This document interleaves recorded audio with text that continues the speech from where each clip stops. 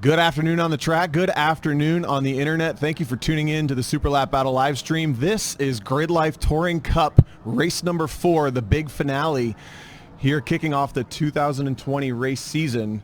Joining me just now is Adam Jabay. Tom O'Gorman here, coming at you from the broadcast booth for race number 4, and this is bound to be the best race we've seen all weekend, I think, because if you think you've been watching all weekend, you think you know what's going to happen, we turned it on its head. If you haven't tuned in yet, you picked the best one to come join us at. I heard there's a little race in Daytona right now, but this is going to be good too. So we've gone and inverted the field after the finishing order of race number 3, and we'll kind of talk through what you can expect out here. But Gridlife Touring Cup, the quick pitch, it's a 15-minute sprint race, 4 races over the weekend, all of these cars on the same class, and instead of fastest lap wins, we're going to throw a green flag. They are wheel-to-wheel racing for about 15 minutes. Checkered flag, the first one across the line wins. And we've had 3 races so far, each one taking on a little bit of a different shape, but as I said, we are inverting the top 6 cars, finishing order from race number 3, which promotes Eric Meadows in his very first race weekend ever, in the very first race weekend for that car ever, to the pole position. Adam, how crazy is that? I think one of the better battles we've seen all weekend has been the Eric Meadows and Jeremy Boyson battle, and that is P1, P2 right now for the start. So if I were Eric Meadows, I actually just was talking to all the drivers quicker. I was trying to make a habit of doing that at least one race out of the weekend. And Eric seems calm and cool.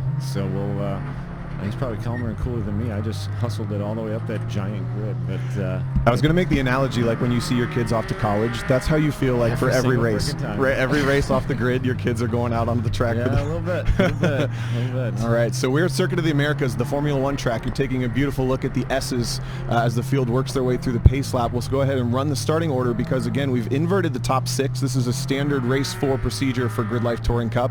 Each driver scores points for each race, and this is kind of the best way to finish off every weekend. If you've gotten in your rhythm, you've kind of won all the races. Your guy like James Houghton, who we'll talk about in a second, who's kind of been the guy to beat, all of a sudden it kind of turns everything on its head and brings us a completely new race. So Eric Meadows will be on the pole position in that MX-5, a lighter prepped car, still in development, and again, Eric's first race weekend ever. Power weight is just about there, but it is a brand new build, just came off the dyno, I believe, on Wednesday.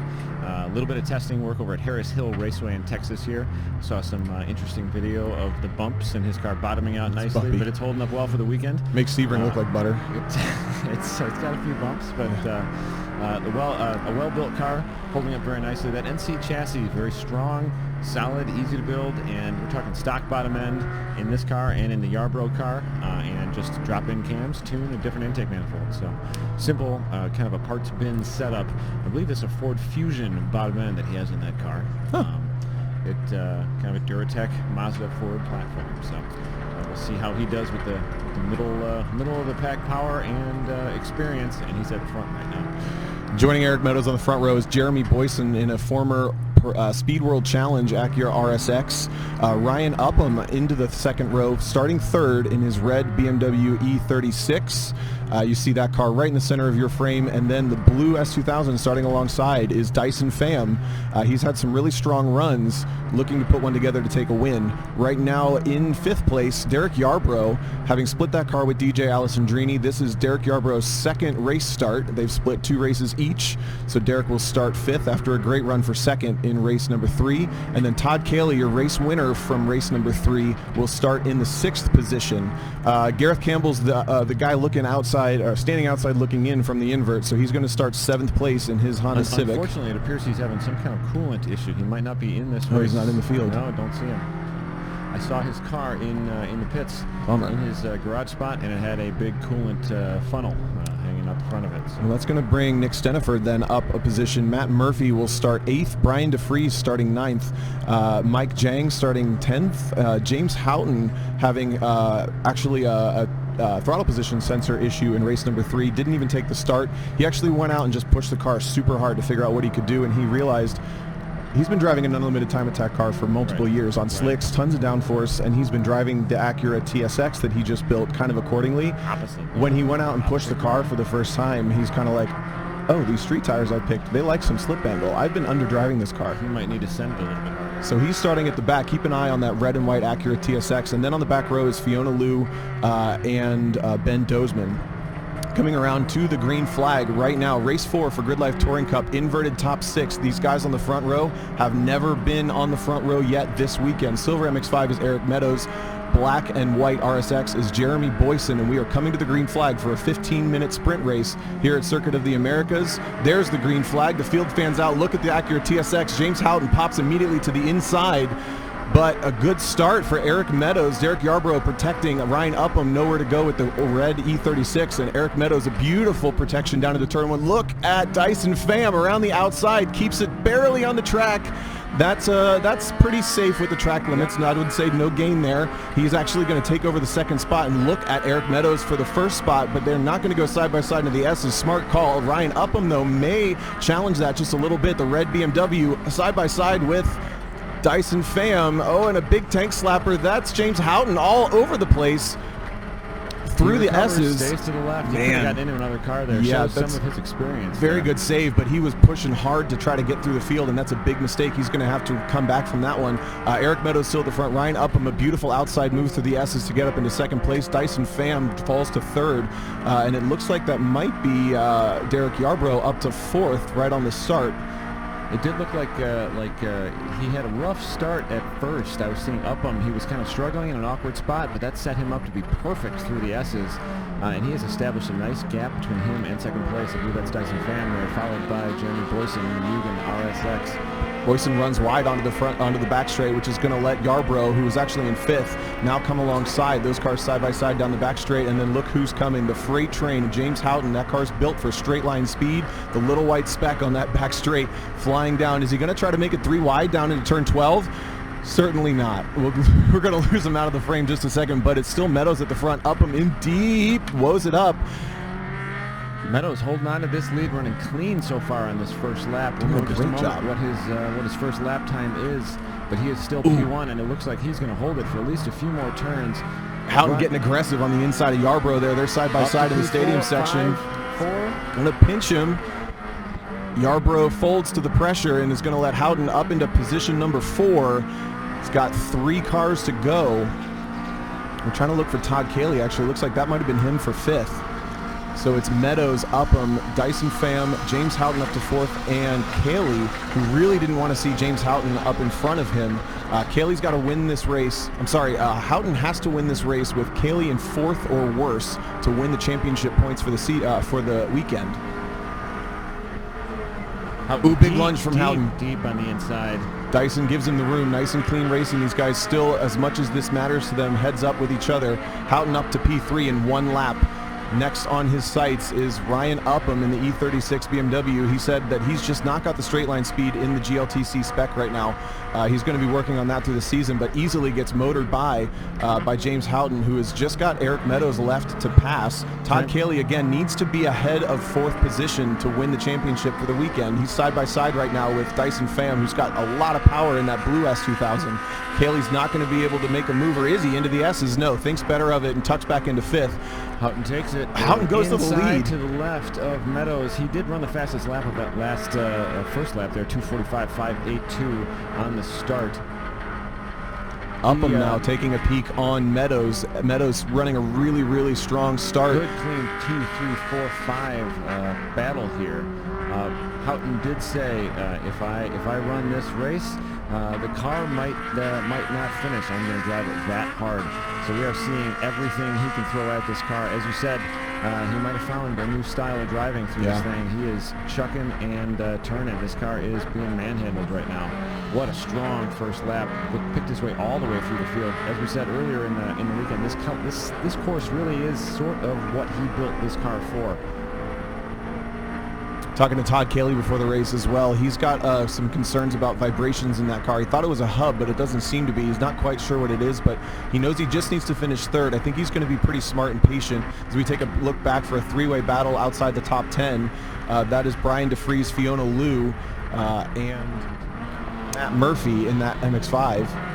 Fiona very excited in grid. She was just so thrilled to get the car back together. She lost an upper control arm. A bolt snapped in half. Sort of a camber adjuster bolt. Yarbrough back on Kaylee. That was super tight down into turn 13, and actually Dyson Pham was able to clear Ryan Upham as well. So now running order behind James Houghton, who's continuing to pull away, is Eric Meadows defending beautifully in that silver MX-5, now front of this 6-car train that is 2nd through 7th place Gridlife Touring Cup Racing action. Behind them it is Ryan Upham trying to work his way back into the top 3 behind Dyson Pham, who's now got his sights set on that pole sitter Meadows. And at the back, Kaylee and Yarbrough just kind of stuck, not quite sure what to do with these guys in front of them. Dyson Pham looks to the inside, dives deep on the brakes into turn 20 and onto the front straight. Pham's going to take over the 2nd spot. So Meadows down 2 positions, holding really, really strong in that brand new development car. He actually comes back on the side of Dyson Pham, but that S2000, one of the fastest cars in the straight line we've seen all weekend, next to only Houghton.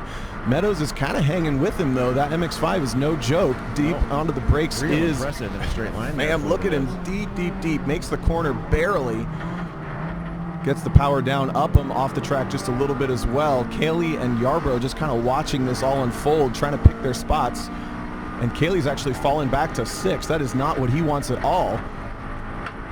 So looking back at the championship points, Houghton actually with that take missed start. He was about a couple points off of the first place spot, and he did the math. He needs to finish first with Kaylee outside of the top 3. Right now he's 6th. That's not looking good for Kaylee, and Houghton's got to be grinning, not even being able to see Kaylee in his rearview mirrors. We've seen Kaylee have a really strong second half of all of his races, though. So big time. Who knows if his car is underneath of him, he might have a really strong couple laps coming up. Dyson Pham continuing to pull away, now in 2nd place, setting sail. Eric Meadows continuing to lead over Ryan Upham. That's Derek Yarbrough now up into 5th, Todd Kaylee in 6th, and Jeremy Boyson doing a great job hanging onto the back end of this 5-car train. The battle for the final spot on the podium as Boyson runs way outside the track limits there. No harm, no foul. He didn't really gain position from that. Kaylee is looking like he's falling off the back of this just a little bit, so he's struggling. Another thing to note is it's significantly hotter, almost 20 degrees warmer than it was earlier today for race 3 and 2. So Kaylee was the first to say, my car doesn't like the heat. He may be having some straight line speed issues as Boyson easily pulled around him and motored by. Meadows continuing to run 3rd. I'm super impressed with this drive, and Upham trying to find a way by, just kind of showing the nose into those mirrors every single time. You see he rattled Meadows just a little bit there. Meadows left him room even though he didn't know he was alongside, and that's allowing Upham to easily drive around the outside, close the door, and move himself onto the podium. That E36, a little bit bigger car and a little bit brighter red, and he might be distracting Meadows, who's been here before, but also, as you said, a rookie wheel-to-wheel driver. Doing a great, solid job, though, managing traffic. Yarbrough right on his bumper. 2 identical powertrain cars. Yarbrough now sweeps around the outside of Meadows as well. A little bit better run coming into that straight there. Takes advantage of Meadows getting that attack from Upham and takes the 4th spot away from Meadows. So Meadows down to 5th now, and Yarbrough's going to set his sights on the final podium spot. I think 2nd and 1st are out of reach for this battle on screen, but that's a 5-way battle for 3rd place that you can see right now. Jeremy Boyson's car, look at how fast it is in a straight line as he motors Todd Kaylee once again.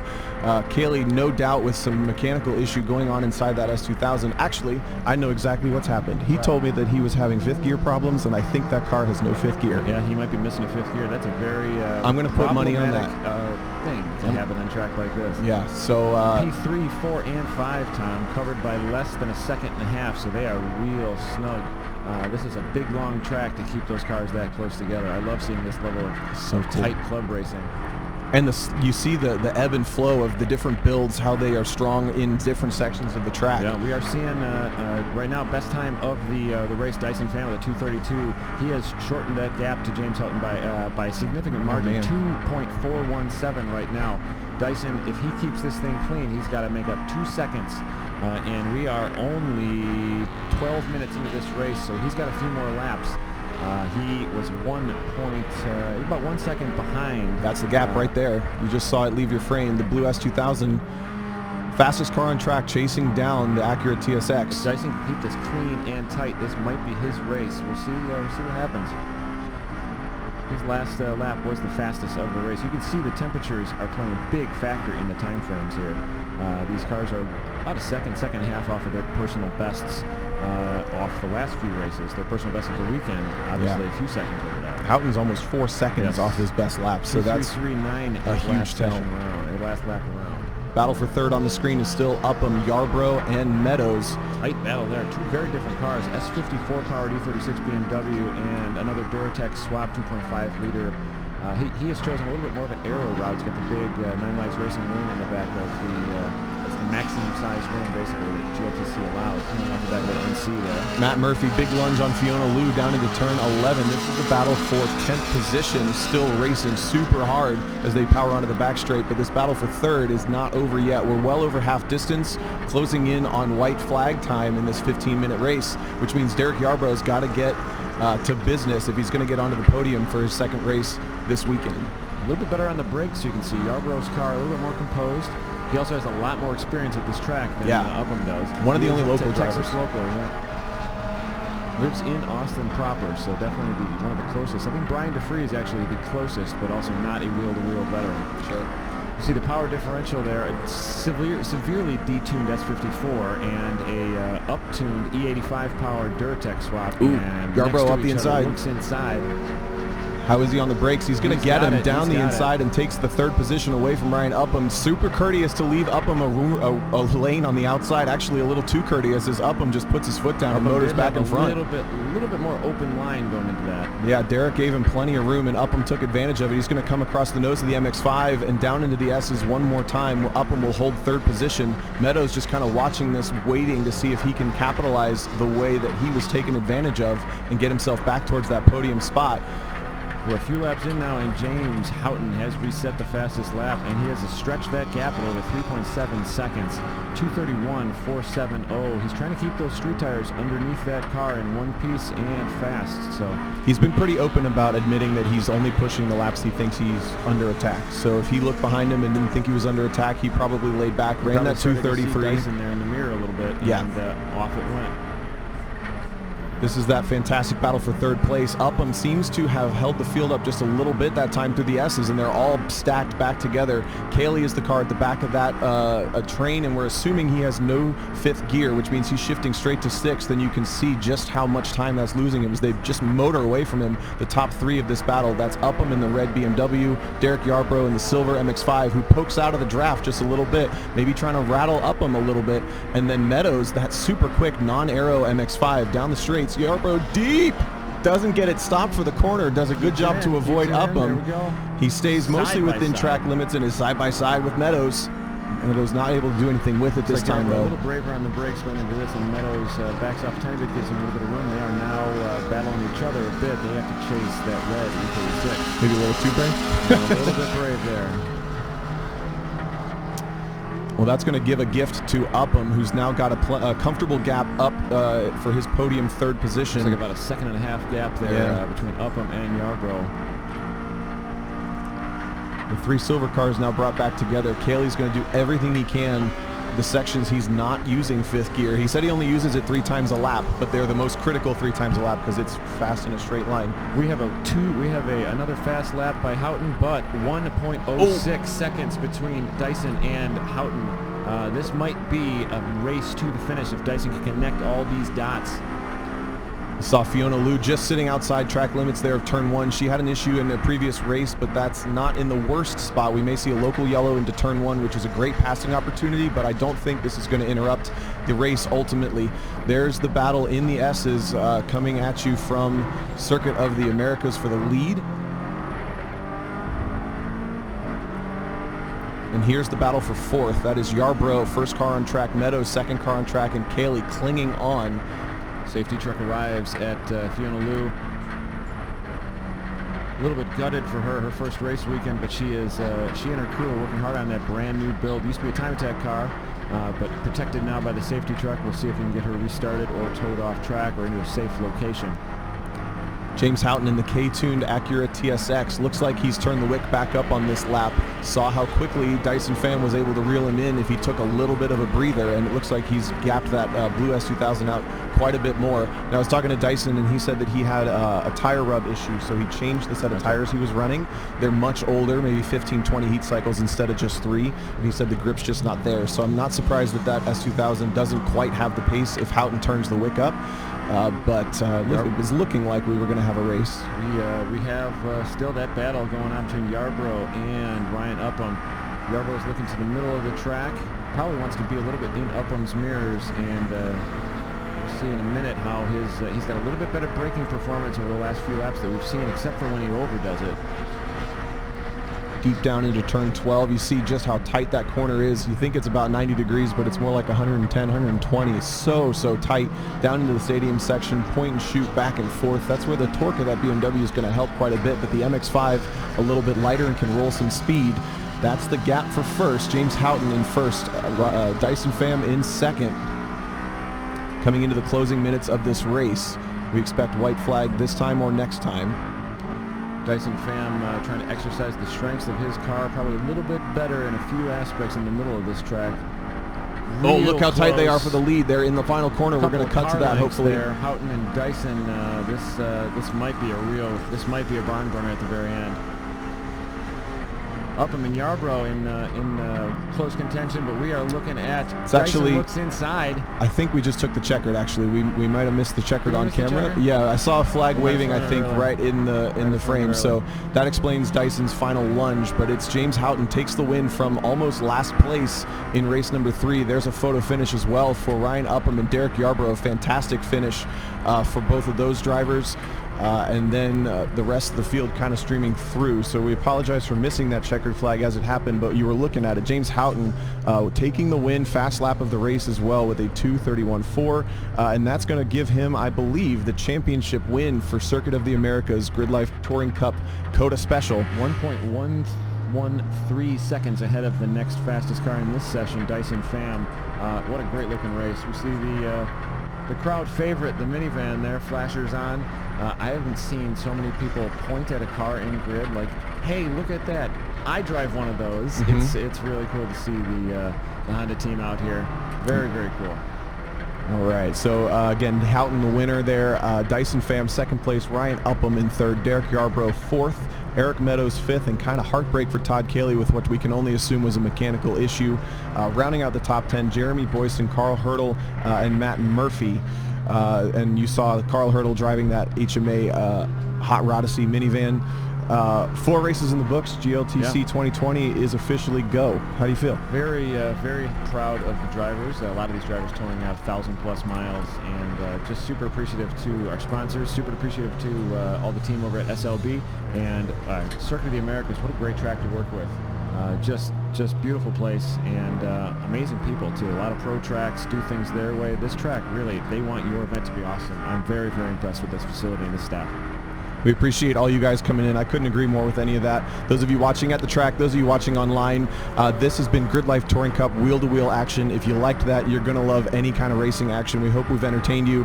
The next Gridlife Touring Cup event is at NCM Motorsports Park in Bowling Green, Kentucky, April 17th, 18th, and 19th. Now, Gridlife is based out of the Midwest. We're going to see a much larger field of cars, a lot more hot shoes in that field. So far, I believe that event has about 35 cars registered. Our Midwest Festival event almost capped out 25 cars a mile at about 55. A few GLTC spots remaining for that event. That will be our first sold-out GLTC event. It'll be rivaling the count for Time Attack at many events around the world. I'm just really, really excited about that. Big props up to the drivers, keeping it clean, and just showing off club racing to a new generation of people. I couldn't be more proud. I know there's at least one guy at this table who's hoping he has a car at that event too. Just putting it out there. So yeah, well, there's at least one, and I think it's 2 actually.